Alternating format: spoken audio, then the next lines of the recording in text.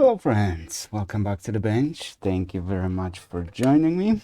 Well, another day, another ECM that needs to be repaired, and looks like this one has been unscrewed very recently because yeah, the screws are very lightly screwed in, which is good.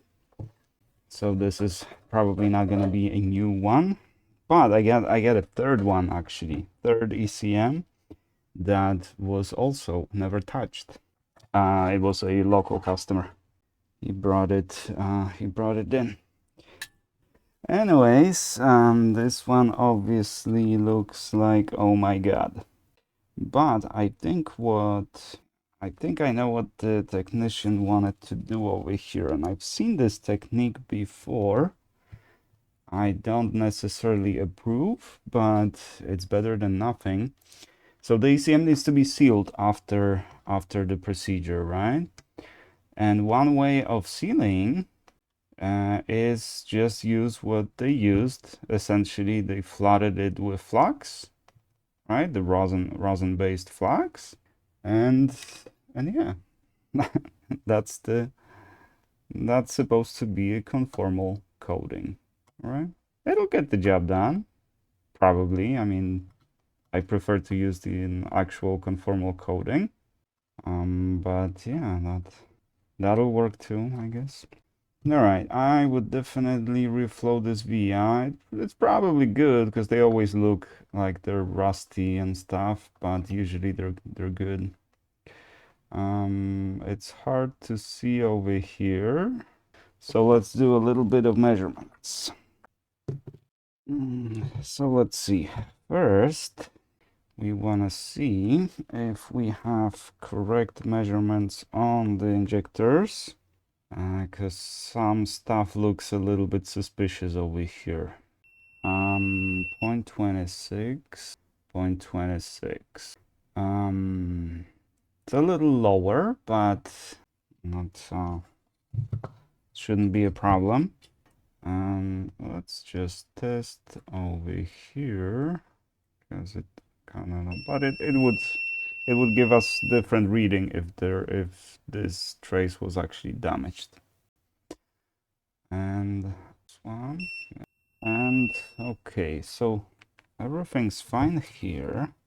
Now let's check the transistors.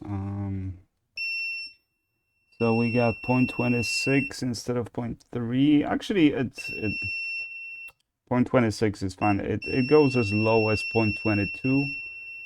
So 0.26 is perfectly fine. We want to be open here and round it here and ground it here. And let's test the collectors. So good and good. Okay, so collectors are fine. So let's just check the ignition, although everything looks really nice over here. This is, well, maybe not there, but we'll see after cleaning. 1.3, 0.5, and 0.88. All right. The ignition seems okay. We didn't get any description of the issue, but the cap is wrong. It's 63 volts. Well, at least it's 105, so at least there's that. Okay, and this one was replaced too, also with 63 volts. So not the best, but acceptable. That is way too much solder over here. You really don't need to do it like this, but okay. Since you already did. Now let's see the via. This is not good because you don't know if it's soldered on correctly underneath. Those big blobs like this, that's not good. That's never good. Okay, the diode here looks fine. Okay, the main problem over here looks like is gonna be just cleaning this baby because it's really dirty. And underneath the ECM, we have a cold solder. I mean, it probably works, but it looks like cold solder. It looks like not enough flux was used. The solder's not shiny. And this, and this via, yeah. There's like, all right, so we are connecting here with a completely inappropriate wire, but that's fine. I mean, it's not fine, but I bet it did work. So why are we connecting here? What was the purpose over here? For the life of me, I do not see why would someone put this bridge over here. I guess maybe. So these are the two diodes, right? The Zener diodes. And why is it here? I have no idea. And I don't think this is ground. I think this is 12 volts. So there is a possibility. Let's see if it is. So either this via was deemed as not working, right? Or the Zener diode over here is not functioning. That's why someone measured that there's no voltage and they did the voltage themselves. 2.9 and 0.54. So the diode is fine. I don't know why they did this over here. That is weird. That's the first. And Arlo says hi, I guess. Okay, let's clean it. Let's do our magic on it, and we're gonna see what we can see.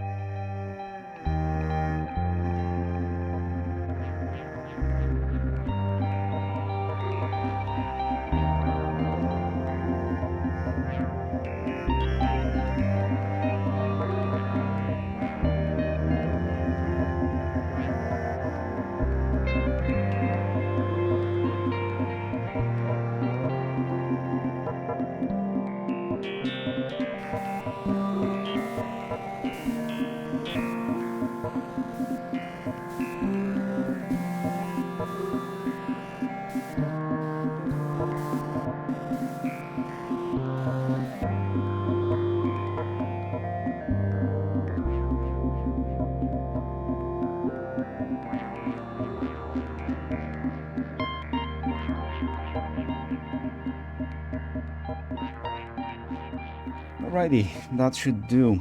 Now you probably noticed that already, but what was the reason for that bridge on the other side of the board? It was because here we had a broken trace, right? Connection between here and here. So someone figured let's route from here to, was it here? Probably. So let's just confirm that we have this connection as we did before. So it's from this guy over here to our diode. This one, no, this one, yeah.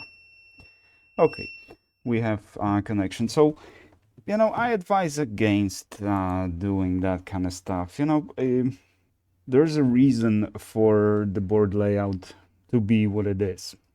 It might not be super essential, right? Sometimes it's semi-random, and you know, there's plenty of incompetent people designing designing boards, right? And you can see some weird, you know, the power lines going like through the center of the board, poor grounding and stuff like that. But that's not going to be the case for the ECMs.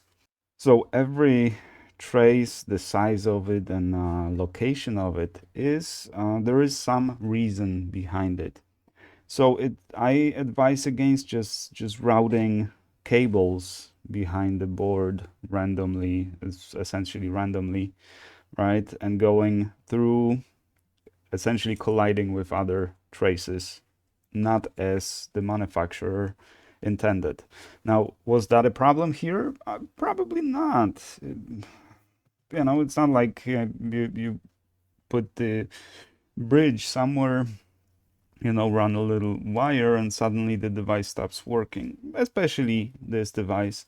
But it could be the case, especially in radio equipment or measurement equipment and stuff like that, where we work with high frequencies and you know, the length of the traces are calculated, right? That's especially on the computer motherboards, right? When the traces go from the memory to CPU, did you notice that they are the same size, the same length, right? That's not by accident, and it's important for them to be the same length. So you can see that sometimes they just kind of go around like this, right? A little snake, right? Just to keep the trace the same length for all of them, because some are closer, some are farther. So for that reason, you know, assume that you don't know why the traces are like they are and just keep them the same. That would be my advice. But I don't think in this case this was a problem. What was the original problem here?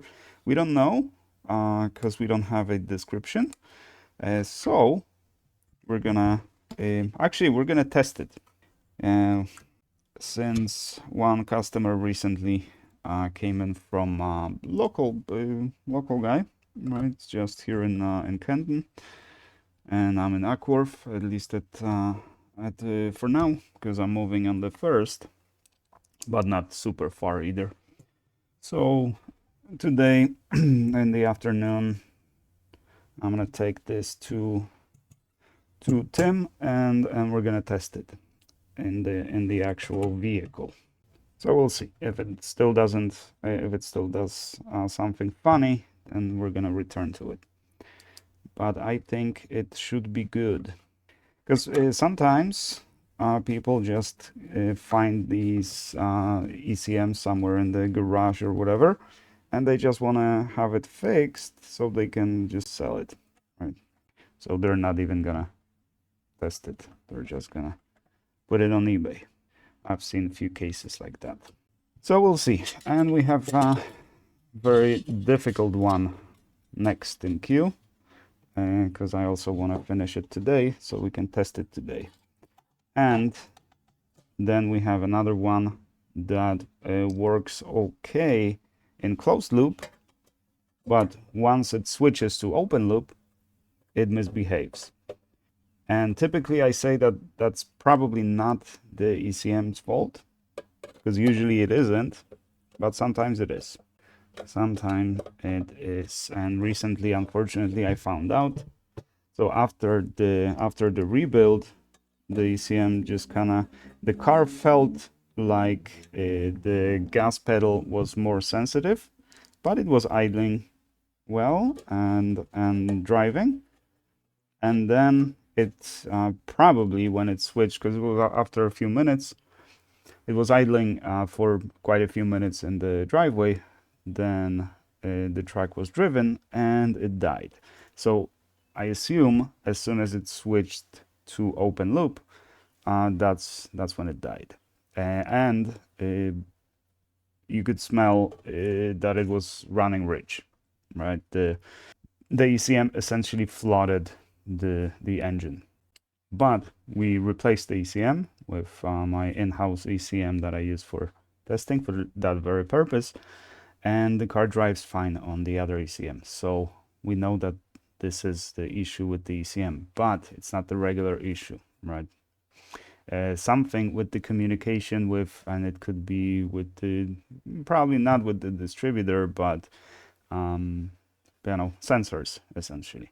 So if the engine is being flooded, the ECM thinks that the engine is cold while the engine is actually hot. So it pushes too much fuel into the cylinders, flooding and causing the truck essentially to die. And we have to figure it out. But that's gonna be the next one. For this one, thank you guys very much for watching. I do appreciate you, and I shall see you guys in the next one.